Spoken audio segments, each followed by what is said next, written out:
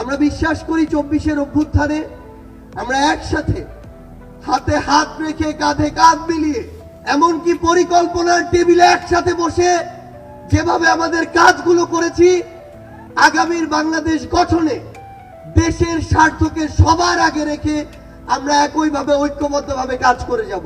আমরা আমাদের জায়গা থেকে শুধু আপনাদেরকে একটি কথাই বলতে চাই, খুনি শেখ হাসিনা যেভাবে আপনাদেরকে সহ অনেককেই রিপ্রেজেন্ট করার চেষ্টা করেছিল, বাংলাদেশের বর্তমান প্রজন্ম সেটিকে কিন্তু বিশ্বাস করে না। বর্তমান প্রজন্ম ততটুকু বিবেকবোধ সম্পন্ন বলেই এই ফ্যাসিস্ট খুনিকে এই দেশ থেকে বিতাড়িত করেছে এবং তার দেয়া প্রেসক্রিপশন আগামী প্রজন্ম হজম করে না বলেই তাকে এই দেশ ছাড়া করা হয়েছে। আমরা বিশ্বাস করি আপনারা আপনাদের কাজের মধ্য দিয়ে পুরো বাংলাদেশের মানুষের কাছে আপনাদের গ্রহণযোগ্যতা সর্বোচ্চ পর্যায়ে নিয়ে যাবেন এবং আমাদের সবকিছুর আগে, ব্যক্তির আগে, গোষ্ঠীর আগে, দলের আগে পুরো দেশের মানুষ এবং দেশের এই প্রায়োরিটিটি যেন আমাদের মাঝে থাকে।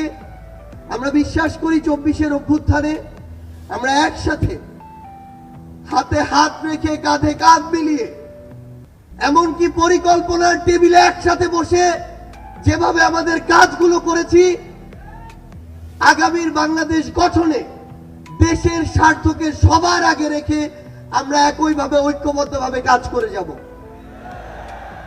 আমরা বিশ্বাস করি আমাদের চিন্তা ভাবনা যতদিন সৎ থাকবে, আমাদের কাজ যতদিন দেশ ও দেশের মানুষের জন্য থাকবে, ততদিন খুনি হাসিনার মতো যারাই আমাদের প্রতিবন্ধকতা হিসেবে সামনে আসুক না কেন, আমরা ঐক্যবদ্ধভাবে তাদেরকে প্রতিহত করতে পারবো।